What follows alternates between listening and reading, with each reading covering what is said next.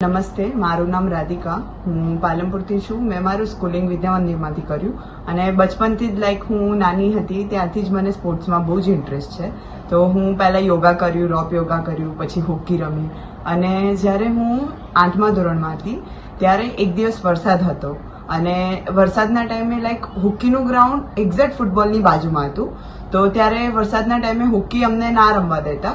તો અમારા ફૂટબોલ કોચે ગિરીશ સરે અમને ફૂટબોલ આપ્યો અને અમે લોકો ખાલી મજા માટે રમ્યા અને અમને બહુ જ મજા આવી. અને એ જ વીકમાં અમારી એક ટુર્નામેન્ટ હતી સ્કૂલ ગેમ્સની, જેમાં મેં પાર્ટિસિપેટ કર્યું અને ત્યારથી જ મને ફૂટબોલમાં ઇન્ટરેસ્ટ થયો. મારું નામ પટેલ ગ્રીષ્મા છે. હું એની મોટી બહેન છું.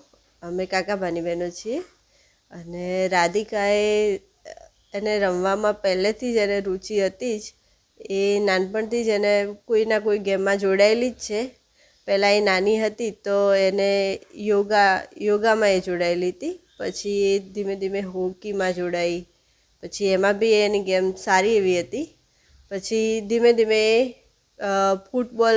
ફૂટબોલમાં જોડાઈ અને ફૂટબોલમાં પછી એને કન્ટિન્યુઅસ જ કર્યું અને આજે આટલા સુધી પહોંચી છે, ઇન્ટરનેશનલ સુધી પહોંચી ગઈ છે. અમારી દીકરી એમ કે ઘણામાં તો નહીં પણ 9મા ધોરણથી એમ કહીને સ્ટાર્ટ કર્યું હતું, પણ તે આટલા લેવલ સુધી પહોંચી એટલે મને બહુ ગર્વ થાય. અને એમાં છોકરી માટે કે સારી વાત એમ.